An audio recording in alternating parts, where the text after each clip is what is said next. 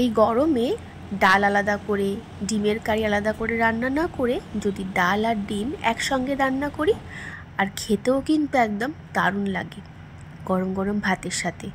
তো চলো রেসিপিটা প্রথম থেকে শেষ পর্যন্ত দেখার অনুরোধ রইল। তো দেখো, নিয়ে নিয়েছি মুসুর ডাল আর মুগের ডাল, দুটোই কিন্তু একদম সমান পরিমাণে নিয়েছি। ভালো করে মিশিয়ে নিলাম। এবার জল দিয়ে ভালো করে একটু ধুয়ে নেব। তো দেখো, ধুয়ে সেদ্ধ বসিয়ে দিচ্ছি। তার সাথে সাথে দিচ্ছি 4-5 কোয়া গোটা গোটা রসুন, একটু আদা গ্রেট করে দিলাম একটা টমেটো, দিয়ে দিচ্ছি পেঁয়াজ কুচি আর ঝালের জন্য লঙ্কা, চেরা কাঁচা লঙ্কা দিয়ে দিচ্ছি, আর দিয়ে দিলাম পেঁয়াজ কুচি, একটা পেঁয়াজ কুচিয়ে রেখেছিলাম সেটা দিয়ে দিলাম।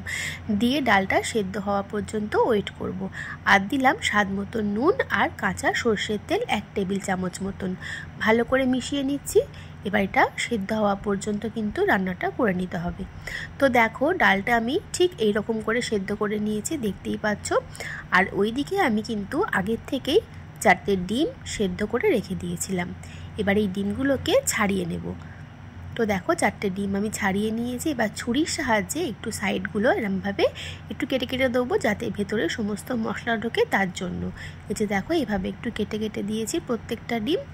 আর ওইদিকে দেখো, আমার ডাল তো একদমই সুন্দরভাবে সেদ্ধ হয়ে গেছে। এই যে, এবার এটার মধ্যে আমি দিয়ে দেবো পরিমাণ মতন সামান্য একটু হলুদ, দিয়ে আরও 5 মিনিট একটু ফুটিয়ে নেব।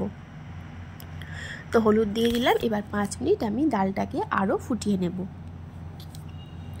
হলুদটা ভালো করে মিশিয়ে নিচ্ছি।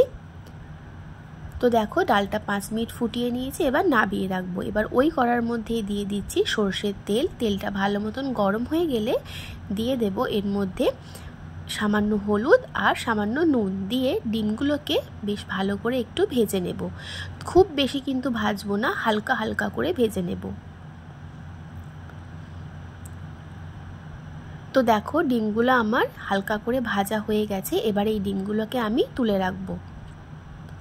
তারপর ওই তেলের মধ্যে দিয়ে দেব গ্রেট করে রাখা আদা, কোনো ফোড়ন কিন্তু ব্যবহার করিনি, গ্রেট করে রাখা আদা দিয়ে দিলাম সামান্য কয়েকটা রসুন কুচি। যেহেতু ডালের মধ্যেই রসুন দেওয়া আছে, সেজন্য সামান্য রসুনই ব্যবহার করেছি। আদা রসুনের কাঁচা গন্ধ চলে গেলে দিয়ে দিচ্ছি একটা মিডিয়াম সাইজের পেঁয়াজ কুচি। এবার পেঁয়াজটাকেও বেশ ভালো করে ভেজে নিলাম। এরপরে আমি এই যে ডালটা সেদ্ধ করে রেখেছি, এই সেদ্ধ করা ডালটা আমি এর মধ্যে দিয়ে দেব। আর বাটিটা ধুয়ে দিয়ে দিচ্ছি সামান্য একটু জলটা দিয়ে ভালো করে ফুটিয়ে নেব। আর দিয়ে দিলাম চেরা 2টো কাঁচা লঙ্কা। আর এই সময় কিন্তু আমি যে ডিমগুলো সেদ্ধ করে রেখেছি সেই ডিমগুলো দেব, দিয়ে একটু ঘন ঘন করে বেশ ভালো করে ফুটিয়ে নেব। এরম পাতলা কিন্তু রাখবো না, একটু ঘন করব ডালটা। তবে তোমরা যদি খুব ঘন পছন্দ করো তাহলে কিন্তু এটা আরও ফুটিয়ে ফুটিয়ে একটু ঘন করতে পারো। তবে আমার এইরকমটা ভালো লেগেছে, তাই জন্য আমি এই রকমটাই রেখেছি। তো বেশ অনেকটা সময় ফুটিয়ে খানিকটা কিন্তু আমি ঘন করে নিয়েছি। তো এবার গ্যাসের ফ্লেমটা হাইতে করে দিয়ে আরও একটু ফুটিয়ে নেব। তো তারপরে বেশ অনেকটা সময় ফুটিয়ে নেওয়ার পর আমি এর মধ্যে সবশেষে অ্যাড করছি গরম মশলার গুঁড়োটা দিয়ে ভালো করে মিশিয়ে নেব। আরও একটু ফুটিয়ে নেব 2-3 মিনিট মতন। তাহলেই কিন্তু তৈরি হয়ে যাবে আমার আজকের এই রেসিপি। যখন গরমের মধ্যে 2-3 পদ রান্না করতে একদমই ইচ্ছা করবে না, তখন কিন্তু তোমরা এই রেসিপিটা ট্রাই করে দেখতে পারো। গরম গরম ভাতের সাথে কিন্তু দারুণ লাগে, আবার রুটির সাথেও কিন্তু খেতে বেশ ভালো লাগবে। আমি তো এটা ভাতের সঙ্গেই ট্রাই করেছিলাম।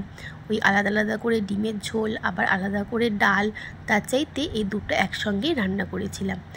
রেসিপি ভালো লাগলে অবশ্যই তোমরা ট্রাই করে দেখো, আর আমাকে কমেন্ট করে জানিও আমার আজকের রেসিপি তোমাদের কেমন লেগেছে।